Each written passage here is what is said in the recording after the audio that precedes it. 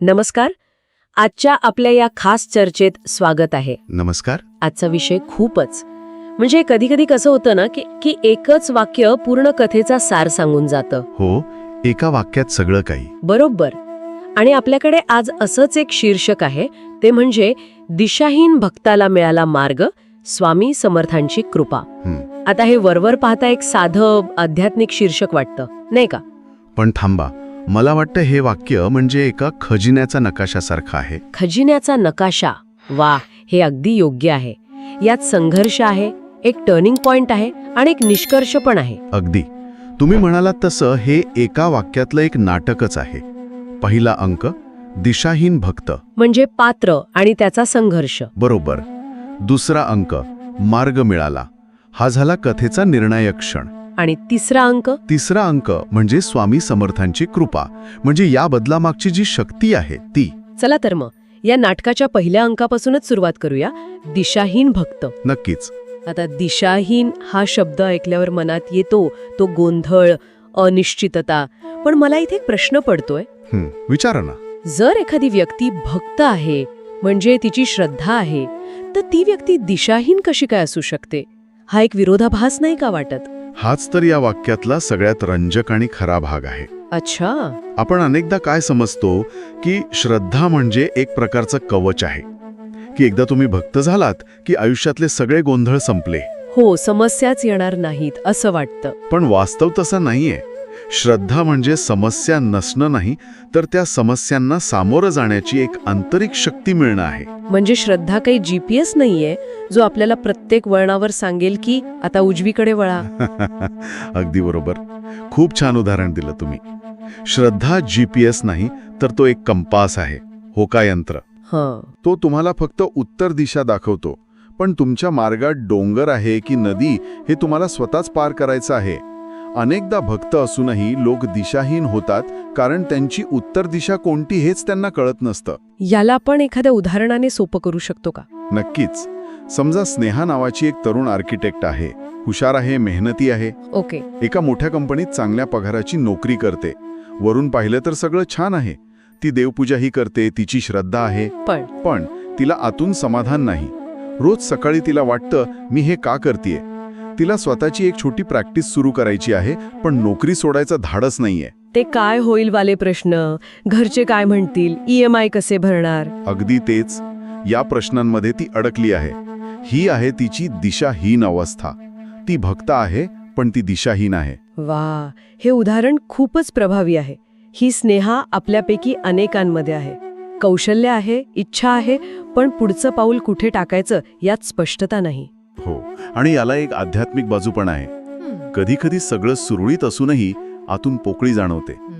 माझ्या जीवनाचा उद्देश काय हा प्रश्न जेव्हा अनुत्तरित राहतो तेव्हा माणूस दिशाहीन होतो. बरोबर. आणि खरं तर हीच अवस्था एका मोठ्या बदलाची सुरुवात असू शकते. म्हणजे ही एक प्रकारची बेचैनी आहे जी बदलासाठी तयार करते. ठीक आहे, तर आता आपण त्या वाक्याच्या दुसऱ्या आणि सगळ्यात आशादायक भागाकडे वळूया. ते वाक्य असं म्हणत नाही की स्वामींनी मार्ग दाखवला, ते म्हणतं मार्ग मिळाला.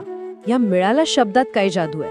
खूप मोठा फरक आहे. मार्ग दाखवणे म्हणजे कोणीतरी आपलं बोट धरून घेऊन जाते. हो, एक सक्रिय हस्तक्षेप. बरोबर. पण मार्ग मिळणे यात एक प्रकारची शोधाची प्रक्रिया आहे. आतून काहीतरी उलगडतं. या थेट सूचनांऐवजी संकेत किंवा दृष्टिकोनात झालेला बदल जास्त महत्वाचा ठरतो. हे असं झालं की तुम्ही एका अंधाऱ्या खोलीत आहात आणि बाहेरून कोणीतरी ओरडण्याऐवजी तुमच्या हातात एक टॉर्च देतं. अप्रतिम उदाहरण. अगदी तसंच. शोधायचं तुम्हालाच आहे, पण आता तुमच्याकडे एक साधन आहे. बरोबर. आता आपल्या स्नेहाच्या उदाहरणाकडे परत येऊ. ती तिच्या समस्येत अडकलीये. एके दिवशी ती तिच्या जुन्या कॉलेज मित्राशी सहज फोनवर बोलते आणि त्याला सगळी बेचैनी सांगते. तो सगळं ऐकून घेतो आणि सहज म्हणतो, अगं, पूर्ण नोकरी का सोडतेस? विकेंडला एखादं छोटं इंटिरियरचं प्रोजेक्ट घे ना, बघ तरी जमतंय का? आणि तिच्या डोक्यात प्रकाश पडतो. एक्झॅक्टली. तो एक साधा सल्ला होता, पण त्या क्षणी तिच्या त्या मनस्थितीत ते वाक्य तिच्यासाठी उत्तर ठरतं. तिला दोन्ही गोष्टी दिसतात, नोकरीची सुरक्षितता आणि आवडीचं काम. हो, हा आहे मार्ग मिळणे. तो मार्ग तिथेच होता, पण तो पाहण्यासाठी लागणारी नजर, ती स्पष्टता तिला त्या क्षणी मिळाली. हे खूपच रंजक आहे. म्हणजे हा एक प्रकारचा आहा मोमेंट आहे की अचानक सगळा गोंधळ दूर होतो. हो, तोच हा क्षण. मार्ग मिळणे म्हणजे तुमच्या मनातल्या विचारांच्या गर्दीतून योग्य विचार अचानक समोर येणे. उत्तर तिथेच होतं, फक्त ते पाहण्यासाठी एका नव्या नजरेची गरज होती. आणि ती नजर मिळणं हेच पुढचं पाऊल आहे. बरोबर. ठीक आहे. तर दिशाहीन स्नेहाला आता एक दिशा मिळाली आहे आणि आपल्या मूळ वाक्यानुसार ही स्पष्टता देणारी शक्ती म्हणजे स्वामी समर्थांची कृपा. आता कृपा हा शब्द आपण खूप ऐकतो, पण या संदर्भात त्याचा नेमका अर्थ काय? हा एखादा चमत्कार असतो की हळूहळू होणारा बदल? खूप महत्वाचा प्रश्न आहे. कारण कृपा म्हणजे आपण काहीतरी मोठं चमत्कारिक घडणं असं समजतो. लॉटरी लागण्यासारखं काहीतरी. हो, पण भक्ती परंपरेनुसार कृपेचं स्वरूप खूप सूक्ष्म असू शकतं. म्हणजे स्नेहाच्या बाबतीत तिचा मित्र फोन करतो हा चमत्कार नाही, पण तरीही ती कृपा आहे, हे कसं काय? याला समजून घेण्यासाठी आपल्याला दृष्टिकोन बदलावा लागेल. कृपा म्हणजे तुमच्या प्रयत्नांना योग्य वेळी योग्य प्रतिसाद मिळणं. अच्छा. तुम्ही 100 वेळा प्रयत्न केला आणि यश आलं नाही, पण 101व्या प्रयत्नाला यश आलं, तो 101वा प्रयत्न म्हणजे कृपा. It's not magic, it's divine timing amplifying human effort. नाच खूप शक्तिशाली आहे. म्हणजे स्नेहा विचार करत होती, तिचे प्रयत्न सुरू होते आणि मग योग्य वेळी तिच्या मित्राचा फोन आला. अगदी बरोबर. कृपा म्हणजे स्नेहाला आर्किटेक्चरचं ज्ञान मिळणं नाही, ते तिने मेहनतीने मिळवलंय. हो, ते तिचे प्रयत्न आहेत. कृपा म्हणजे तिच्या मित्राने नेमक्या त्याच वेळी फोन करणं जेव्हा ती ऐकण्याच्या मनस्थितीत होती. कृपा म्हणजे त्या संवादातून तिला स्वतःच्याच विचारांमध्ये स्पष्टता मिळणं. पण एक मिनिट, इथे दुसरा विचार येतो. एखादी व्यक्ती म्हणेल की हा निव्वळ योगायोग आहे. बरोबर. तिला उत्तर हवं होतं म्हणून तिला तिच्या मित्राच्या साध्या सल्ल्यातही उत्तर दिसलं. यात दैवी कृपा कुठे आली? आणि हा युक्तिवाद तार्किक दृष्टिकोनातून 100% बरोबर आहे.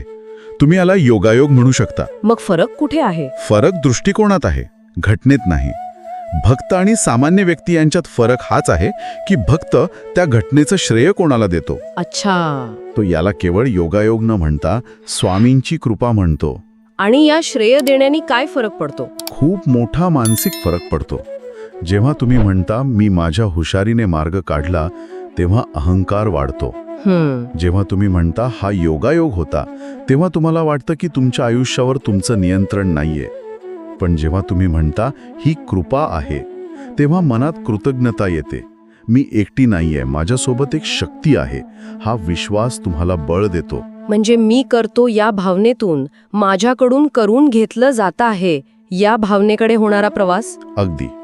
अहंकार गळून पडण्याचा तो क्षण असतो. म्हणजे कृपा ही एक घटना असण्यापेक्षा त्या घटनेकडे पाहण्याचा एक दृष्टिकोन आहे आणि तोच दृष्टिकोन अहंकार आणि चिंतेपासून मुक्त करतो. बरोबर. तर आपण या वाक्याच्या प्रत्येक भागाचा प्रवास केला. एक दिशाहीन भक्त ज्याला मार्ग मिळाला आणि त्याने त्याचं श्रेय स्वामींच्या कृपेला दिलं. या सगळ्याचा एकत्रित अर्थ काय निघतो? याचा बोध असा आहे की हे एक वाक्य एका वैश्विक मानवी अनुभवाला स्पर्श करतं. हरवल्यासारखं वाटणं आणि मग अचानक मार्ग सापडणं.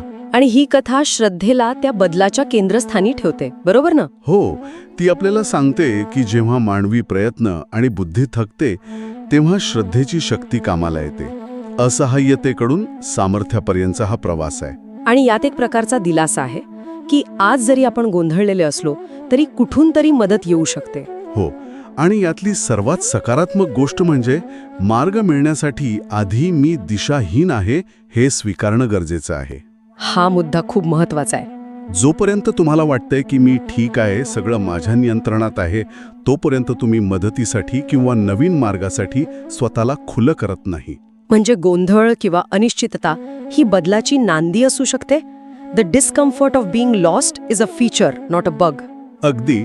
दिशाहीन असणं ही समस्या नाही, तर ती एका नवीन सुरुवातीची पहिली पायरी आहे. वाव. ती अवस्था तुम्हाला स्वतःला विचारायला भाग पाडते की मला खरंच काय हवं आहे.